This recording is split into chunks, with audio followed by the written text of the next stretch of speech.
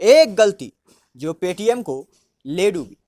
अब क्या होगा पेटीएम यूजर का, क्या होगा वो दुकानदार का जिसने पेटीएम का क्यूआर कोड या फिर साउंड बॉक्स लगाया है, और मेन बात क्या होगा आखिर पेटीएम का। तो आज हम इस वीडियो में यही सब के बारे में चर्चा करने वाले हैं पूरा डिटेल में। तो नमस्कार दोस्तों, मेरा नाम है अंकित, आप देख रहे हैं तूफानी रिपोर्ट्स। तो चलिए वीडियो को स्टार्ट करते हैं। 2017 में पेटीएम के मालिक विजय शंकर शर्मा एकदम उछल उछल कर चिल्ला चिल्ला कर सबको बोल रहे थे कि ये है पेटीएम, ये है पेटीएम।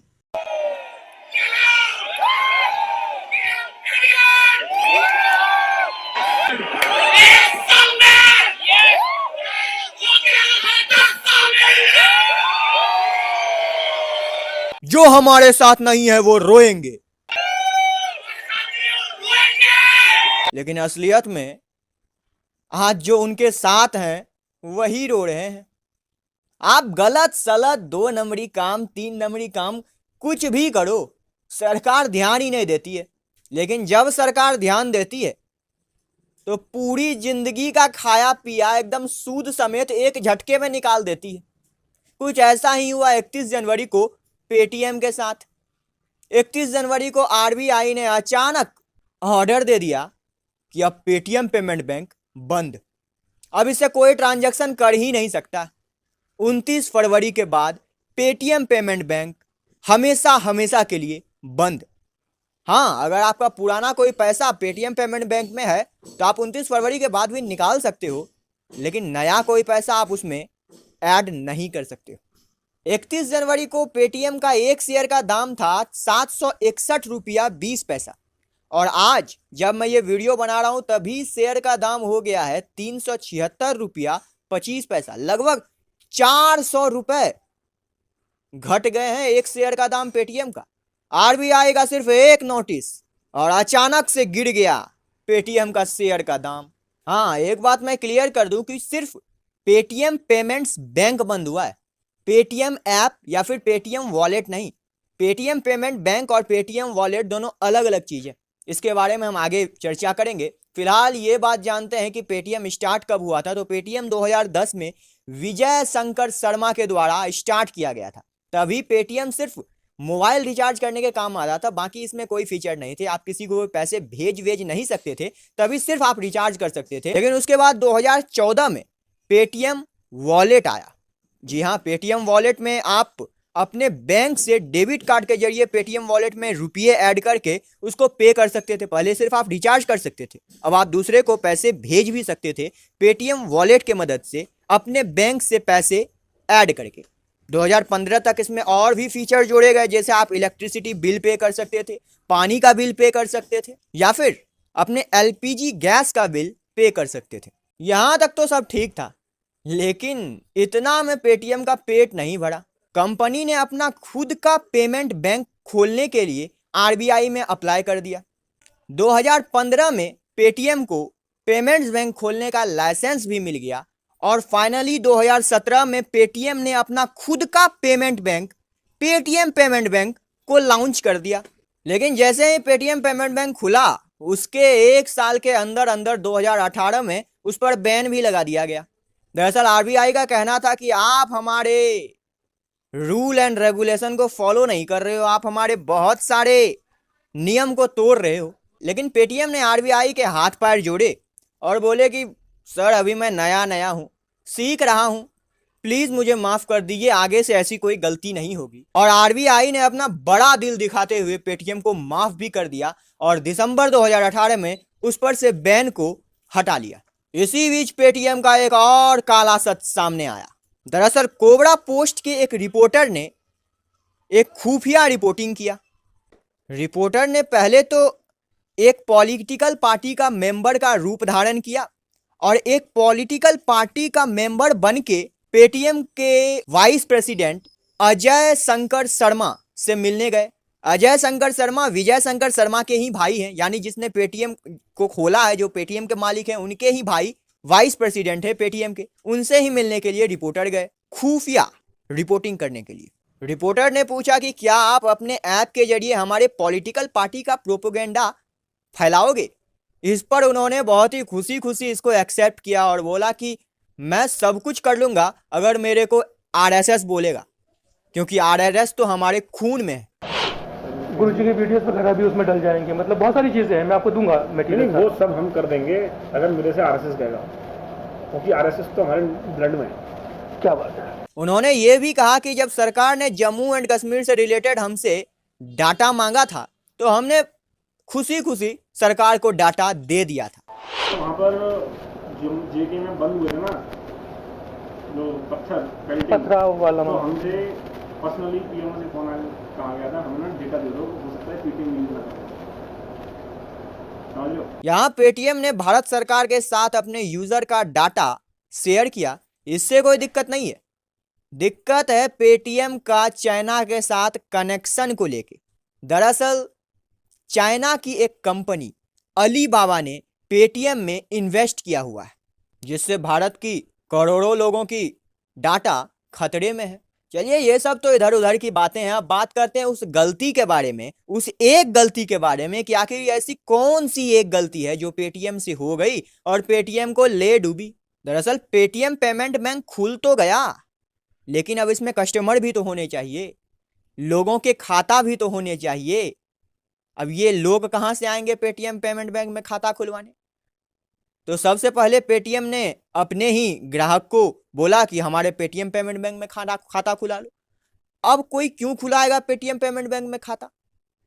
मान लीजिए कोई पेटीएम वॉलेट यूज करता है तो पहले से उसका खाता तो बना हुआ होगा ना कोई बैंक में, तभी वो पेटीएम वॉलेट यूज कर पा रहा है, तभी वो अपने बैंक से पेटीएम वॉलेट में रुपया ऐड करता है और उसको यूज करता है। जब उसका पहले से एक अकाउंट है ही तो फिर से पेटीएम पेमेंट बैंक में हम अकाउंट क्यों खुलाएंगे भाई? इसलिए पेटीएम ने एक चाल चला। दरअसल तभी आरबीआई बहुत हल्ला कर रही थी कि जिसका जिसका ऑनलाइन वॉलेट है सभी को केवाईसी करना पड़ेगा वरना वॉलेट बंद हो जाएगा। तो पेटीएम ने इसी का फायदा उठाया। पेटीएम ने प्रचार कर दिया कि अब सभी को पेटीएम वॉलेट का केवाईसी करना पड़ेगा, आरबीआई का गाइडलाइन है भैया, हम कुछ नहीं कर सकते, आरबीआई ने बोला। तो अभी बहुत लोग ऐसे थे जो पेटीएम वॉलेट का यूज करके काम करते थे। मोबाइल का रिचार्ज हो गया, टीवी का रिचार्ज हो गया, बिजली का बिल हो गया, पानी का बिल हो गया, एलपीजी गैस का बिल हो गया, वगैरह वगैरह बहुत सारा काम करते थे। अब लोगों को लगा कि अगर पेटीएम वॉलेट बंद हो जाएगा तो हम क्या करेंगे, चलो भैया केवाईसी करवा लेते हैं। अब केवाईसी का जो फॉर्म था, दरअसल लोग करवा रहे थे वॉलेट का केवाईसी कि मेरा वॉलेट बंद ना हो, लेकिन वो वॉलेट का केवाईसी का फॉर्म में ही छोटा सा अक्षर में लिखा हुआ था कि मैं पेटीएम पेमेंट बैंक को भी खुलवाना चाहता हूं। तो अब लोग करवा तो रहे थे वॉलेट का केवाईसी, लेकिन अपने आप उनसे बिना पूछे पेटीएम पेमेंट बैंक भी खुल रहा था। अब जब केवाईसी हो जाता था तब उनको जाके पता चलता था, मैसेज आता था कि भैया कांग्रेचुलेसन आपका पेटीएम पेमेंट बैंक खुल गया। और लोगों को लगता था साला मैंने ये किया कब यार, कब मैंने खोल लिया ये पेटीएम पेमेंट बैंक? तो अभी पेटीएम बोलता था कि ये देखिए मैंने यहाँ छुटकी ठो लेटर में लिखा था ना कि आप खोल रहे हैं, आपने यहाँ पे साइन भी किया है, आपने ओटीपी भी दिया है, ये तो हो गई एक गड़बड़। तो अब ये कोई स्कैम तो है नहीं, कोई धोखाधड़ी तो है नहीं, एक अकाउंट ही खोला है ना, कोई पैसे तो नहीं लिए हैं किसी से, एक अकाउंट ही खुलवाया, उसमें कोई स्कैम तो है नहीं, तो इसमें तो कोई ज्यादा गलत बात है नहीं। लेकिन गलत अब होने वाला है। दरअसल जो जो केवाईसी करवा रहे थे उसका तो बिना पूछे उससे पेटीएम पेमेंट बैंक खोला ही जा रहा था, लेकिन पेटीएम का पेट ही नहीं भर रहा था। वो बोल रहा था भैया स्पीड बढ़ाओ, इतने में कुछ नहीं होगा। अब उसने स्पीड बढ़ाने के लिए अपने एजेंट को बोला कि अभी तक तो तुम पेटीएम पेमेंट बैंक खोल रहे थे तो तुमको 5-10 रुपया मिलता होगा, अब मैं तुम्हें एक अकाउंट खोलने का 50 रुपया दूंगा, एक अकाउंट का 50 रुपया। पहले जब पेटीएम पेमेंट बैंक खोला जाता था तभी तो चेक भी करते थे वो लोग, एजेंट लोग, कि आपका फोटो मैच नहीं हो रहा है, आपका पेन मैच नहीं हो रहा है, आपका आधार कहाँ है, आपका पेन नहीं है, आपका ये नंबर गलती है, आपका वो गलती है, आपका ये मैच नहीं हो रहा है, आपका वो मैच नहीं हो रहा है। लेकिन जब 50 रुपया मिल रहा है तो भैया सब मैच हो रहा है। क्या हुआ, आपके पास आधार है, पेन नंबर नहीं है, पेन नहीं बनाया, आप लीजिए मेरे ये पेन से बना लीजिए अकाउंट। अब एक पेन से 100, 150, 200 अकाउंट खोलने लगे, 50 रुपए आ रहे हैं यार। सिर्फ इतना ही नहीं, जिसको 50, जो एजेंट थे पेटीएम के, उन्होंने एक और चाल चली, उन्होंने 4 लोगों को बुला लिया। एक एजेंट को लाइसेंस है पेटीएम पेमेंट बैंक खोलने का, उन्होंने 4 लोगों को जमा किया कि देखो एक अकाउंट तुम खोलो और एक अकाउंट खोलने का मुझे 50 रुपये मिलेंगे, और 50 में 25 तुम रख लेना, 25 मैं रख लूंगा। ऐसे 4 लोगों 5 लोगों को ऐसे इकट्ठा किया। अब सभी दिन भर दौड़ रहे हैं अकाउंट खोलने के लिए, और यहाँ जो एजेंट है उसको बैठे बैठे 25 रुपये आ रहा है। तो इसने तो जो किया था। अब वो 4 लोगों ने भी 25 रुपए कमाने के लिए न जाने क्या क्या किया था। 25 रुपए 50 रुपए कमाने के चक्कर में total 35 crore Paytm payment bank के अकाउंट खोल दिए गए। लेकिन आपको जानकर यह आश्चर्य होगा, सिर्फ 4 करोड़ ही थे अकाउंट जो एक्टिव थे। बाकी के 31 करोड़ अकाउंट जो खोले गए थे वो इनएक्टिव थे। सिर्फ 50 रुपए 25 रुपए के लिए ये अकाउंट खोले गए थे, 35 करोड़। इसलिए 2022 में फिर से पेटीएम पेमेंट बैंक पर बैन लगा दिया गया कि अब आप नया कस्टमर फिर से नहीं जोड़ सकते हैं। इस बार बैन उनके टेक्नोलॉजी में गड़बड़ी के कारण लगाया था कि एक पेन से 100-200 अकाउंट खुले जा रहा है, लेकिन टेक्नोलॉजी उसको रोक ही नहीं रहा है, खुलने दे रहा है। टेक्नोलॉजी में ही गड़बड़ है। पेमेंट बैंक का एक रूल है कि 2 लाख से ज्यादा रुपया आप पेमेंट बैंक में, ऑनलाइन पेमेंट बैंक में नहीं रख सकते। इसमें भी टेक्नोलॉजी में लैप्स था। आदमी लोग 10 लाख 20 लाख रुपया रख रहा है और पेटीएम पेमेंट बैंक में टेक्नोलॉजी उसको रखने दे रहा है, मना ही नहीं कर रहा है। मतलब टेक्नोलॉजी में गड़बड़ी था, इसीलिए 2022 में फिर से आरबीआई ने उस पर बैन लगाया। फिर से पेटीएम ने माफी ताफी मांग के उस बैन को हटवाया। लेकिन आरबीआई को लगा कि ये माफी ताफी मांग के बोलता तो है कि ठीक है मैं इसको करूंगा, लेकिन ये करता ही नहीं है कुछ। बोलता है मैं ये गलती फिर से नहीं करूंगा, ये गलती को मैं सुधार करूंगा, लेकिन ये सुधार करता ही नहीं है। इसलिए 31 जनवरी को फाइनली आरबीआई ने एक बोल्ड डिसीजन लिया कि आप पेटीएम पेमेंट बैंक ही बंद करो यार। तुम अगर रूल रेगुलेशन तुमको मानना ही नहीं है तो फिर तुम पेटीएम पेमेंट बैंक चलाओ ही मत, तुम बंद कर दो इसको। एक तो होता है कि मेरा पेटीएम पेमेंट बैंक था ही नहीं भैया, मैं सिर्फ वॉलेट यूज कर रहा था, तो भैया आपके साथ क्या होगा? आपके साथ कुछ भी नहीं होगा, आप ऐसे यूज करते रहो, क्योंकि पेटीएम वॉलेट बंद नहीं हुआ है, पेटीएम पेमेंट बैंक बंद हुआ है। और एक होते हैं जो बोलेंगे कि मेरे पास तो पेटीएम पेमेंट बैंक है, उसमें रुपये भी हैं, तो मैं क्या करूं?